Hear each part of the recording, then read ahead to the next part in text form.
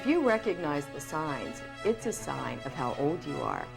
Burma Shave gave up roadside advertising back in 1964. But you may still be able to spot some of these barnyard billboards. But soon, they too will become just a memory. It has been one man's labor of love to capture this picture of vanishing America before it's too late.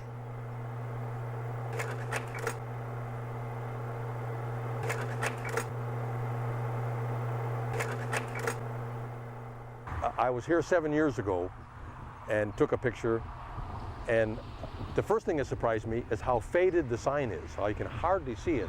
And the second thing is that there's a much more disrepair. I didn't realize how fast it's disintegrating. But the reason I started is just because of this. You know, they're not going to be around forever, and at least I have a visual record of these barns. Tom Plimpton never intended to become a photo documentarian of mail pouch barns. No, I was a banker, and I lived in Indianapolis, and my folks lived in Lake County, near Chicago. And I passed a couple mail pouch barns on the way up, and I said, they're going to go the way of the Burma Shave signs. And so I took a picture of a couple of them, and that led to a couple more, and pretty soon an hour-and-a-half drive up home was taking 3 and 4 hours as I was going, you know, and I just got hooked. Since 1982, Plimpton estimates he's traveled 10,000 miles photographing 235 mail pouch barns. Half of those are already gone. Many more are rapidly deteriorating, victims of changing times and a changing countryside. This is the first picture. It's the one I passed all the time when I was going home to visit my folks.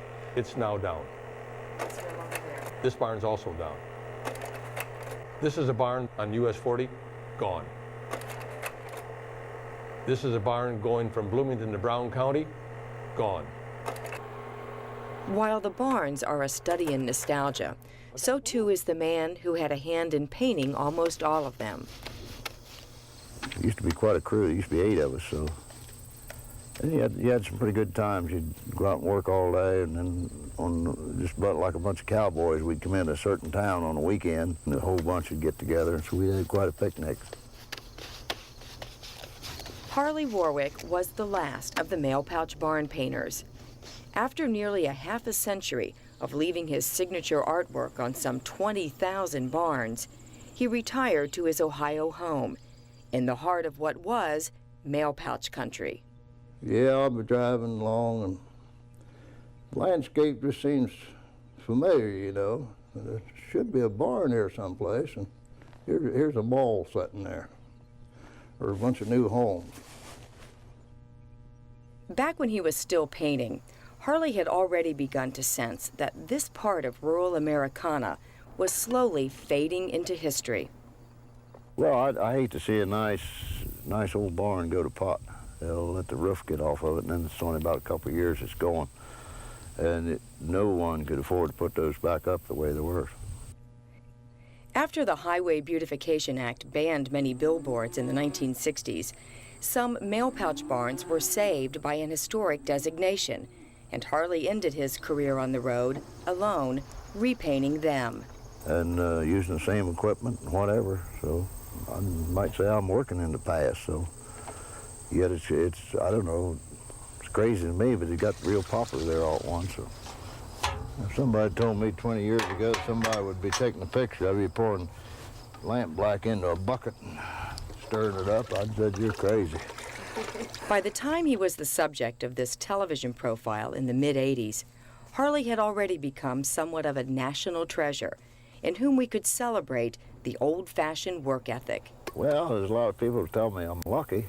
You know, but I've always figured that luck goes along with hard work. The harder you work, the luckier you get, usually. So how do you feel about all the publicity that you get? Oh, you appreciate it, but I mean, it doesn't make the barn any easier to paint, and the sun's just as hot and the rain falls just the same. It doesn't make any difference as far as the work. Well, why is it you think people are so curious about you? Well, just like the last of anything, I guess. It's the old American system. When something becomes scarce, they got to have it. No one knows exactly how many mail pouch barns remain, but Harley figures all of them will weather away within a decade. The last mail pouch painter now leaves his signature on small replicas of the barns he loved. I'd say 99% of the people that buy this off of me has nothing to do with tobacco. They don't smoke, they don't chew. It's just a landmark thing. They grew up with it. Harley is working on a book about his barns. Tom Plimpton plans to donate his photos to an historical society so that we might remember these colorful pieces of vanishing America.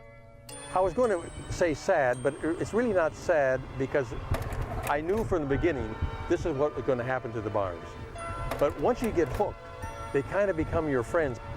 Probably wistful is a good way to say that. Maybe a little sad, but wistful, just that it's something that's you can't bring back in nostalgic Americana.